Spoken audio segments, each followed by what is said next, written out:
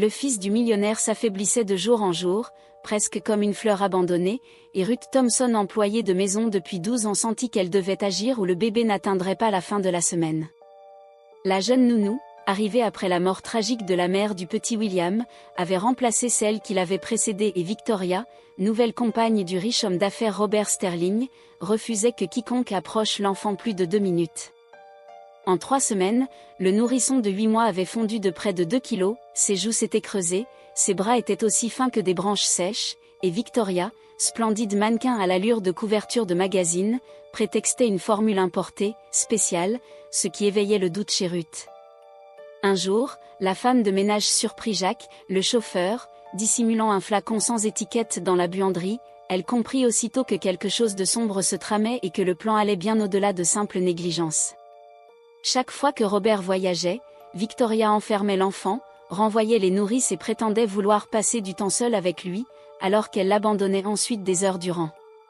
Ruth découvrit bientôt des biberons remplis d'un lait presque transparent, si dilué qu'il n'aurait pas nourri un oisillon. Pendant que le manoir accueillait des réceptions luxueuses et que Victoria recevait des éloges en tant que belle-mère exemplaire, William dépérissait derrière une porte close, suffoquant dans un silence glacial. Un soir, le bébé rejeta un liquide grisâtre d'odeur inquiétante. Ruth descendit préparer un vrai biberon, que l'enfant dévora avec un soulagement déchirant. Après avoir photographié les preuves et fait analyser discrètement le lait par sa cousine au laboratoire, elle apprit que le mélange contenait un sédatif destiné aux nourrissons. Ce jour-là, Ruth sut qu'elle affrontait un danger bien réel. Jacques se montra nerveux en la voyant revenir. Victoria joua la comédie en embrassant l'enfant sous les yeux du père, et une nourrice inexpérimentée fut engagée en urgence, comme pour masquer l'inévitable. Plus tard, Ruth surprit Victoria et Jacques enfermés dans le bureau, entendit leurs murmures, leurs rires essoufflés, puis la phrase qui la glaça: « Demain soir, dernière dose, et tout sera fini. Dès que le testament sortira, nous serons libres. » Cette nuit-là, Ruth ne dormit pas, hantée par ces mots qui sonnaient comme un compte à rebours. À l'aube, elle arriva plus tôt que jamais pour observer chaque mouvement. Victoria descendit dans un peignoir de soie hors de prix, Jacques petit déjeunait comme un membre de la famille, et tous deux semblaient s'être approprié la maison. Lorsqu'elle entendit le chauffeur confirmer au téléphone que le certificat de décès serait signé comme une simple mort subite du nourrisson, son sang se glaça car William n'était pas prématuré et elle le savait. C'est à cet instant que Ruth comprit qu'il ne lui restait plus qu'un choix, sauver cet enfant ou périr en tentant. Victoria avait soudoyé un médecin pour maquiller la cause d'un décès, et cette pensée retourna l'estomac de Ruth, même si 12 années passées au service des familles riches lui avaient appris à garder son calme tout en restant invisible, même quand tout s'effondre. Prétextant un imprévu familial, Victoria annula un déjeuner au téléphone d'un ton faussement compatissant, ce qui serra les poings de Ruth. Quelques heures plus tard, Robert appela depuis l'aéroport de Miami. Victoria répondit avec la douceur d'une belle-mère exemplaire, prétendant que le petit William dormait paisiblement et s'habituait enfin à sa routine. Robert semblait rassuré, et la qualifia d'ange, ce qui faillit faire étouffer Ruth. Si le père savait que son prétendu ange projetait de tuer son fils, il tomberait raide. Vers 15 heures, Victoria sortit officiellement pour se faire les ongles, mais en vérité rejoignait Jacques discrètement. Elle laissa Ruth seule avec une nounou remplaçante timide, ce qui offrait à Ruth une occasion qu'elle attendait sans l'avouer.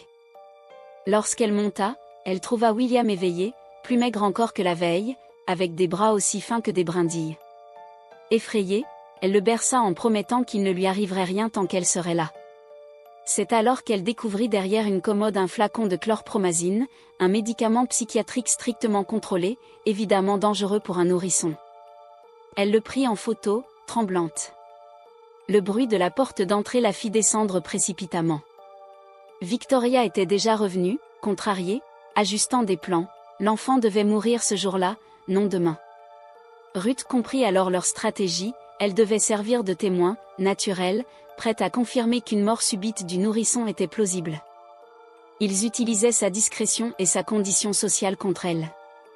Pourtant, Victoria ignorait que Ruth n'était pas silencieuse par naïveté, c'était son arme. Depuis l'enfance, elle avait survécu en observant, en encaissant, en frappant au bon moment. Elle avait déjà récupéré maison, enfant et pension d'un ex-mari qui la croyait stupide. Victoria et Jacques commettaient l'erreur de la juger faible. À 18h, Victoria renvoya la nounou et s'occupa elle-même du bébé.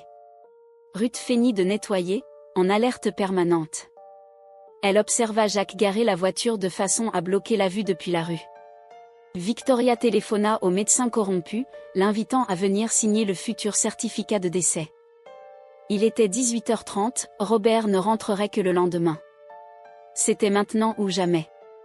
Ruth monta, colla l'oreille à la porte et entendit Victoria préparer ce qu'elle présentait comme le dernier biberon du petit. Le flacon de médicaments était ouvert. Ruth entra en prétextant une question sur le linge du bébé, enregistrant discrètement la scène. Victoria tenta de la renvoyer, tendue, mais Ruth resta plantée, témoin présent et impossible à écarter. L'arrivée du docteur Sandra sonna la panique chez Victoria, qui envoya Ruth accueillir le médecin. Mais Ruth se cacha dans le cellier, laissant son téléphone enregistrer leurs paroles. Depuis l'ombre, elle entendit tout, dosage, planning, certitude que la mort paraîtrait naturelle. On la prenait pour une idiote, parfaite pour servir de témoin docile. Le mot la frappa comme un coup de poing. Lorsque le médecin monta examiner l'enfant, Ruth sortit discrètement et courut chez Carmen, voisine infirmière retraitée.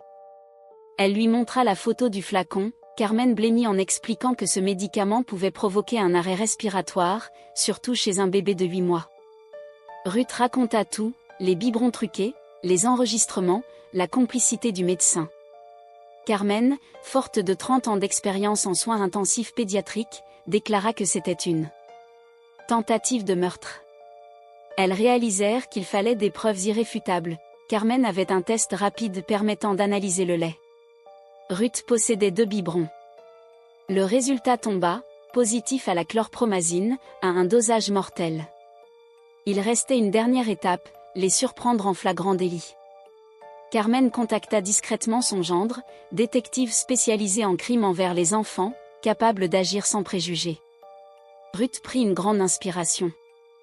Il était temps de retourner au manoir. Victoria avait soudoyé un médecin pour maquiller la véritable cause d'un décès. Rien qu'à cette idée, Ruth sentit son estomac se tordre, mais elle conserva son calme. 12 années passées à nettoyer les demeures de familles riches lui avaient appris à rester invisible, même lorsque tout s'effondrait autour d'elle. Victoria observa la rue depuis la fenêtre, puis appela « Je dois annuler notre déjeuner, une affaire familiale urgente, les bébés sont si fragiles. » Sa voix douce et faussement triste fit serrer les poings de Ruth au point que ses ongles s'enfoncèrent dans ses paumes. L'après-midi même, Robert téléphona depuis l'aéroport de Miami. En haut-parleur, Victoria joua le rôle parfait de belle-mère attentionnée. William a dormi toute la journée, il s'habitue enfin. Robert fut soulagé, la remercia en l'appelant Ange. Ruth manqua s'étouffer. Si seulement il savait que son « Ange » prévoyait de faire mourir son propre enfant. Vers 15h, Victoria sortit soi-disant se faire les ongles, mais en réalité pour rejoindre Jacques, à l'abri des regards. Elle laissa la maison à Ruth et à une nounou remplaçante nerveuse, incapable de soutenir un regard. C'était pour Ruth l'occasion qu'elle attendait. Elle monta silencieusement jusqu'à la chambre. William était éveillé, les yeux perdus vers le plafond. Elle le prit contre elle.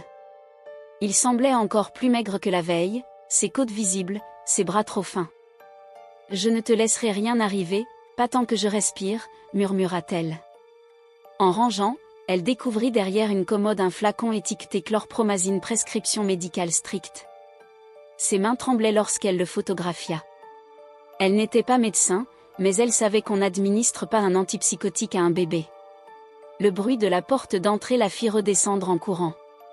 Victoria venait de rentrer, contrariée. « Non, ce ne sera pas demain, aujourd'hui c'est mieux, moins suspect. » Puis, parlant de Ruth, elle ajouta « Elle est là depuis 12 ans, elle ne parle jamais. » Parfaite comme témoin innocent. Cette phrase glaça Ruth. Il comptait sur elle pour confirmer une mort soi-disant naturelle.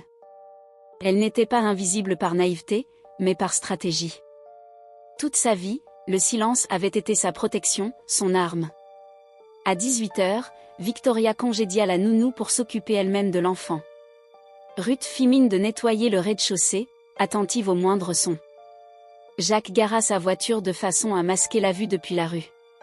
Victoria appela « Docteur Sandra ? Vous pouvez venir, ce sera rapide. » Le médecin acheté arrivait signer le faux certificat. Robert, lui, ne rentrait que le lendemain. Ruth monta discrètement et colla son oreille à la porte. Victoria fredonnait une berceuse tandis qu'elle préparait un biberon où le flacon ouvert de chlorpromazine attendait. Ruth respira un grand coup, activa l'enregistrement de son téléphone et entra sous prétexte de demander si elle devait laver le linge du bébé. Victoria sursauta. Ruth observa tout en silence, le biberon prêt, les mains tremblantes, la panique mal masquée. Lorsque la sonnette retentit, le docteur était arrivé. Victoria, nerveuse, envoya Ruth accueillir la visiteuse pour s'en débarrasser. Au lieu de partir, Ruth se cacha au cellier, téléphone enregistreur allumé. Elle entendit tout, le bébé a reçu la dernière dose il y a 15 minutes. Demain ce sera fini, dit Victoria, la femme de ménage. Parfaite témoin, elle ne comprend rien, ajouta-t-elle. Ruth sortit discrètement, courut chez sa voisine Carmen, infirmière retraitée. Elle lui montra la photo du flacon. Carmen pâlit, donner ça à un bébé? C'est mortel. Ruth raconta tout, enregistrement à l'appui. Carmen proposa un test rapide sur le lait, Ruth avait justement 2 biberons. Le résultat fut sans appel, concentration élevée de chlorpromazine, potentiellement mortelle. Il ne restait qu'à piéger Victoria et Jacques en flagrant délit. Carmen contacta son gendre, le détective Marcus Johnson, spécialisé dans la protection des enfants. Ruth, elle, se prépara à retourner au manoir cette fois, pour sauver William et faire éclater la vérité. Ruth retourna au manoir sous une pluie fine qui frappait le pare-brise comme un avertissement. Dans sa poche, son téléphone chargé de preuves, dans son sac, les 2 biberons contaminés soigneusement scellés. Carmen l'attendait à quelques mètres, feignant de promener son chien. Marcus Johnson, le détective, observait la propriété depuis la voiture banalisée garée plus loin dans la rue. Aucun mouvement brusque, aucun signe prématuré, il attendait le moment où Ruth signalerait que le crime était en marche. En entrant, elle trouva le silence plus lourd qu'un cri.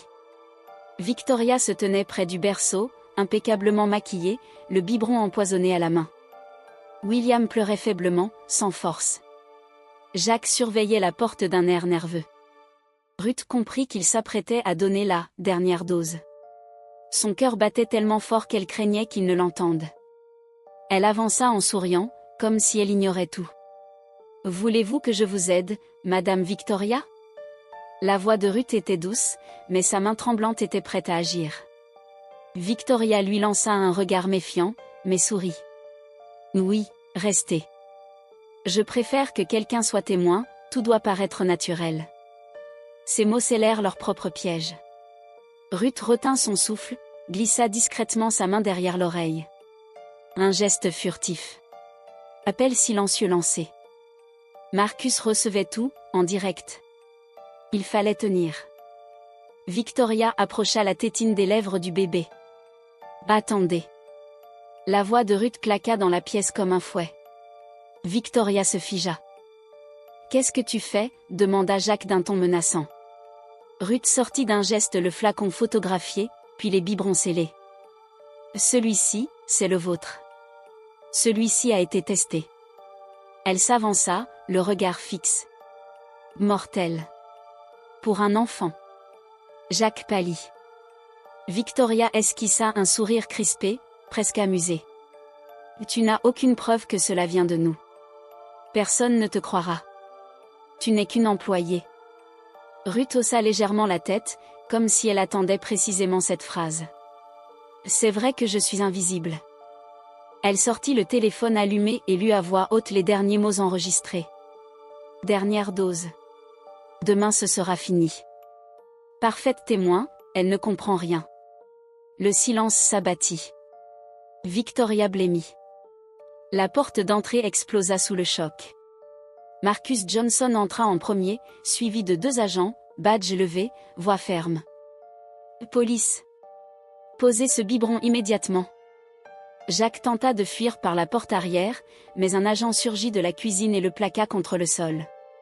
Victoria tenta de cacher le flacon derrière elle, mais Ruth, d'un geste vif, le lui arracha avant de le tendre au détective. Preuve vivante. William fut confié à Carmen qui monta en courant le prendre dans ses bras. Sa respiration était faible mais stable, encore sauvable. Lorsque Robert Sterling rentra en urgence quelques heures plus tard, toujours en costume d'aéroport, il trouva sa maison envahie par les ambulanciers, les officiers, les flashs photographiques policiers. Il chercha son fils, paniqué, puis se tourna vers Ruth qui tenait l'enfant contre elle, le nourrissant d'un lait enfin sain. Ses yeux brillaient de larmes. « C'est grâce à vous qu'il est vivant », souffla-t-il. Victoria, menottée, hurla qu'elle avait été piégée. Jacques restait silencieux, tête baissée. Docteur Sandra fut arrêtée à son tour dans son cabinet 2 heures plus tard. Ruth, elle, resta droite, main encore tremblante, mais le regard clair. 1 mois plus tard. William avait repris du poids, ses joues rondes ressemblaient enfin à celles d'un bébé de 8 mois. Robert avait fait installer une balançoire dans le jardin pour le jour où son fils pourrait marcher. Il appela Ruth dans son bureau. Sur son bureau, un contrat. Son nom, écrit en lettres dorées. J'ai perdu ma femme. J'ai failli perdre mon fils. Il marqua une pause. Sans vous, il n'aurait pas survécu. Je veux que vous deveniez la tutrice légale de William si un jour il m'arrive quelque chose. Vous êtes la seule à qui je fais confiance. Ruth sentit la terre se dérober sous ses pieds. Elle n'avait jamais cherché la fortune. Elle voulait seulement que justice soit faite. J'accepte, murmura-t-elle, les larmes coulant lentement. Et Ruth ? Continua Robert. Vous ne travaillerez plus jamais comme domestique. À partir d'aujourd'hui, vous êtes chef de maison et famille. Elle n'avait jamais imaginé une vie où quelqu'un la verrait enfin. Mais ce jour-là, elle ne fut plus invisible.